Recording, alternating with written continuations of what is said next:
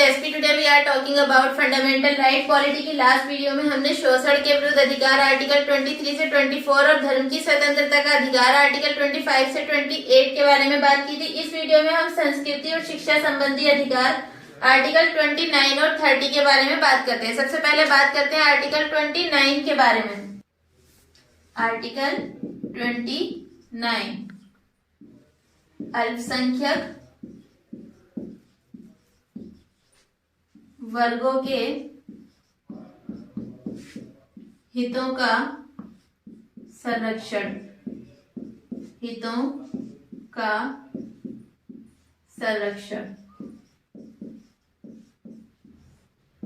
अब देखते हैं आर्टिकल 29 में क्या कहा गया है। भारत के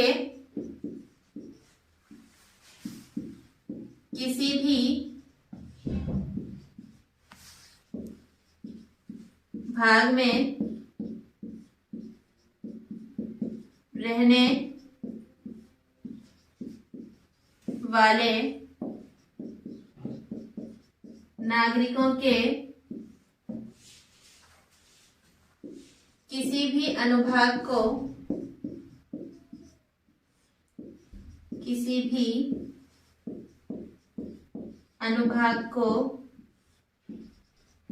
जिसकी अपनी विशेष भाषा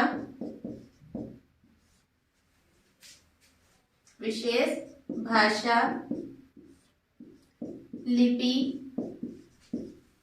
या संस्कृति है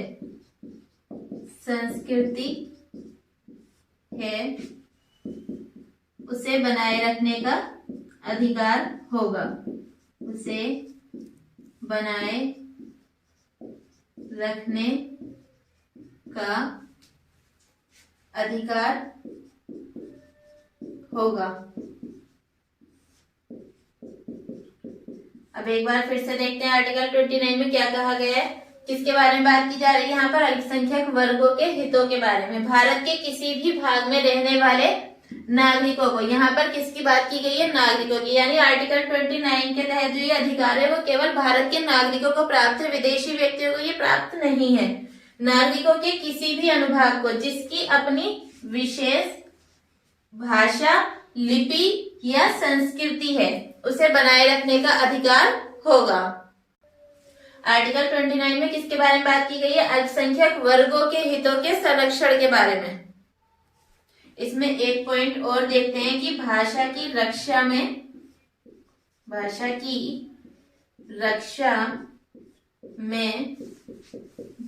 के संरक्षण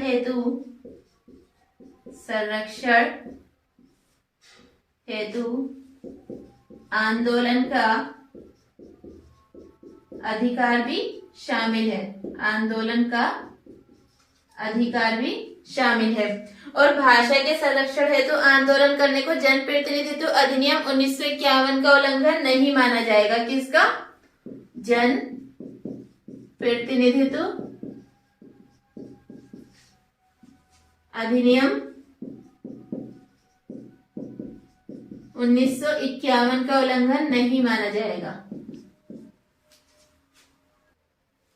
एक और पॉइंट देखते हैं इसमें, राज्य द्वारा पोषित या राज्य के फंड से सहायता प्राप्त किसी भी शिक्षण संस्थान में किसी भी नागरिक को इन 4 आधार पर प्रवेश से नहीं रोका जा सकता। धर्म, वंश, जाति या भाषा के आधार पर प्रवेश से नहीं रोका जा सकता किसी भी ऐसे शिक्षण संस्थान में जो राज्य द्वारा पोषित है या राज्य के फंड से सहायता प्राप्त होती है जिन्हें। अब देखते हैं आर्टिकल 29 धार्मिक और भाषाई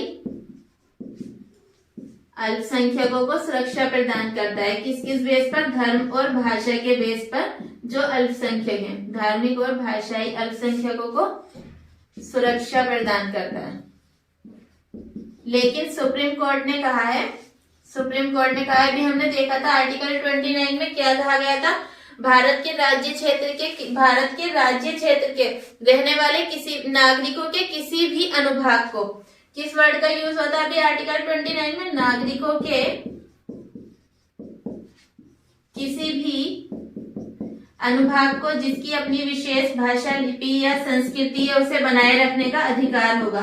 अभी हमने देखा था आर्टिकल 29 में इस वर्ड का यूज होता और इसका मतलब क्या है? नागरिकों के किसी भी अनुभाग को, ये अल्पसंख्यक और बहुसंख्यक दोनों से है। तब सुप्रीम कोर्ट ने कहा है कि क्योंकि इसमें नागरिकों के किसी भी अनुभाग वर्ड का यूज हुआ है, इसलिए ये अधिकार अल्पसंख्यक और बहुसंख्यक दोनों को ही मिला हुआ है। अब हम बात करते हैं आर्टिकल 30 की। आर्टिकल 30 में कहा गया है शिक्षण संस्थानों की स्थापना, संस्थानों की स्थापना और प्रशासन करने का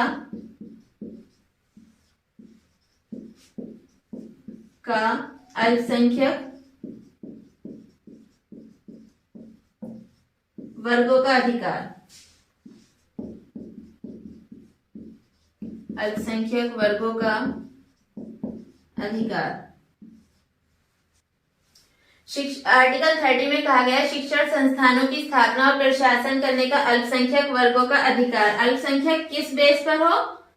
धार्मिक या भाषाई आधार पर, धार्मिक या भाषाई आधार पर, धर्म या भाषा के बेस पर जो अल्पसंख्यक है उसके बारे में बात की जा रही है। राज्य अल्पसंख्यकों द्वारा जिन शिक्षण संस्थाओं का मैनेजमेंट किया जा रहा है, राज्य उनको आर्थिक सहायता देने में कोई अंतर नहीं करेगा। एक बार फिर से सुने, जिन शिक्षण संस्थानों का मैनेजमेंट, ऐसे इंस्टीट्यूट, एजुकेशनल इंस्टीट्यूट जिनका मैनेजमेंट अल्पसंख्यकों के द्वारा किया जा रहा है, उनको इकोनॉमिकली सपोर्ट करने में राज्य कोई अंतर नहीं करेगा। आर्टिकल 30 में जो अल्पसंख्यक कहा गया वो किस बेस पर? धार्मिक और भाषाई बेस पर। अभी हमने देखा था आर्टिकल 29 में कहा गया था नागरिकों के किसी भी अनुभाग को, तो वहां पर नागरिकों के किसी भी अनुभाग में अल्पसंख्यक और बहुसंख्यक दोनों शामिल थे, लेकिन यहाँ पर केवल अल्पसंख्यक शब्द का यूज है, वो किस बेस पर है? धार्मिक और भाषाई बेस पर। एक और पॉइंट देखते हैं, जो अल्पसंख्यक शब्द है, अल्पसंख्यक शब्द को संविधान में कहीं पर भी परिभाषित नहीं किया गया है। अल्पसंख्यकों को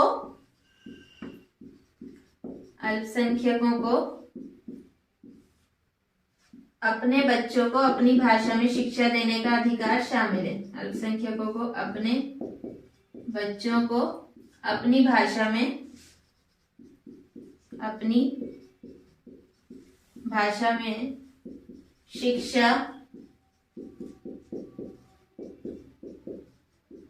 देने का अधिकार शामिल है,